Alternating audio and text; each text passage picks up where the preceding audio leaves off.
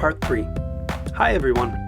Here's part 3 of my big ol' State of the MCU video series. I hope you've enjoyed parts 1 and 2, how the MCU did it, and which problems are approaching on the horizon. Today, I'm going to talk about two big mistakes the MCU is making right now. Marvel is in a vulnerable spot right now. The two most popular OG actors are out. Black Widow should have come in 2016. The pandemic, the decimation of the cinema industry, and the incentive to promote Disney Plus make it unclear how we'll be getting our superhero content going forward. And after a year-long break, this is a prime point for people to just stop caring. We talked about what I think the MCU needs to do going forward. Don't get too cosmic or too comic book goofy. Get us invested in the characters, make sure the stories stand alone, and be thoughtful about raising the stakes in different ways. Finally, there are two things going on in the MCU right now that are troubling to me. The two most pressing problems right now, first, is the Women of Marvel thing. We got that she's not alone moment in Infinity War, which was cool. He'll die alone, as will you. She's not alone.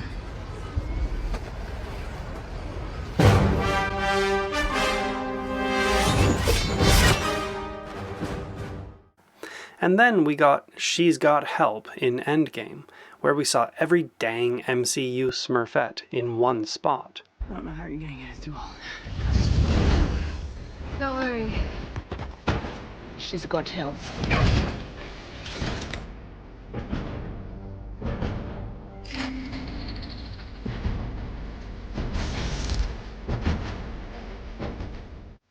But when that's all we get, a half-hearted 9-second camera pan, it's so little and so transparently pandering. It mostly serves to remind us how badly the MCU has treated its women, other than that 9 seconds. The Black Widow discussion I've seen online generally agrees that Marvel did Black Widow dirty. This film should have been made in 2016, before Black Widow flippin' died in Endgame. The fact newcomer Captain Marvel got the first female superhero movie in the MCU instead of Black Widow isn't right. And to make things even worse, it's pretty clear that when Black Widow finally did get a film, the motivation was to build up Florence Pugh as the next Black Widow at least as much as to give Scarlett Johansson her propers. Some of the reason for this tracks back to classic Hollywood sexism. Nobody is saying it out loud, but trading 36-year-old Scarlett Johansson in for a newer model, Florence Pugh is only 25, is nothing new in youth-obsessed Hollywood. Women almost never get to age on screen. Sigourney Weaver's Ripley from Alien is the only one I can think of in a big-time franchise. Every major male MCU hero, except Tom Holland, is played by an actor who is already older than ScarJo, and I doubt there's been talk about replacing any of them because of wrinkles or saggy bits, unless the actors started that talk because, well, action movies are exhausting to make. In-universe, it's pretty bad too.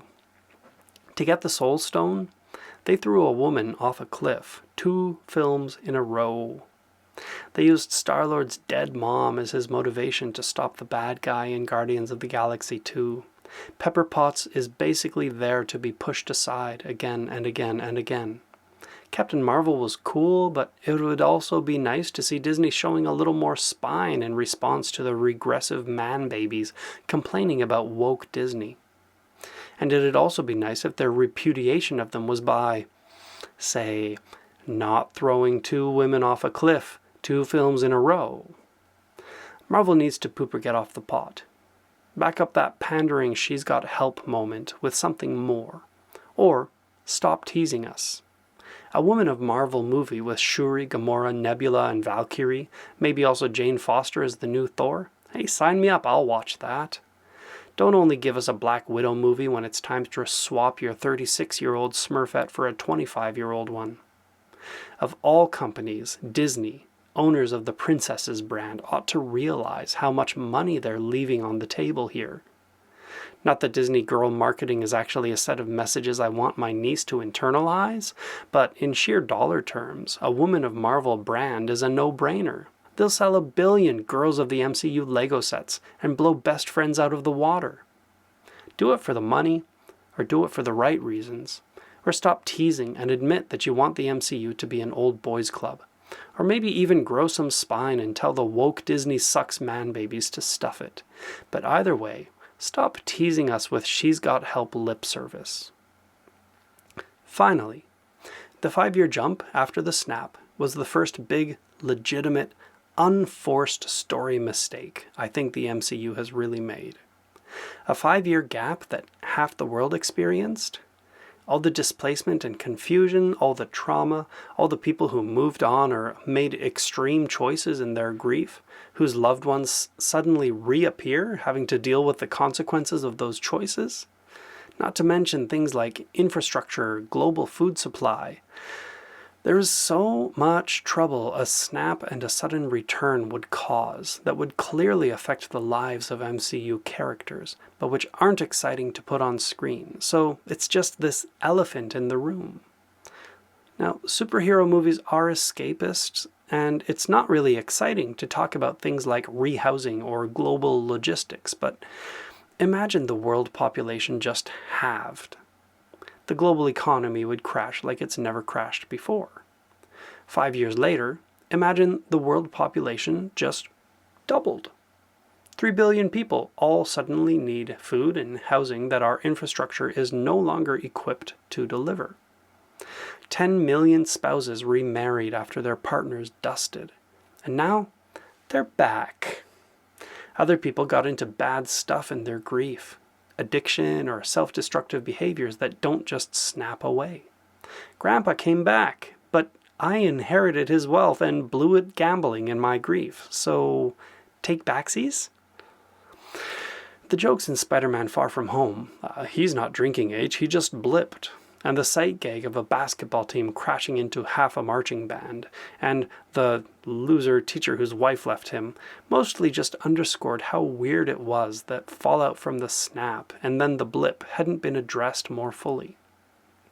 Then they addressed it a little bit with the Flag Smashers in Falcon and Winter Soldier, but refugees are not the only people who would have been displaced. Half the dang world would have been displaced. And let's be real.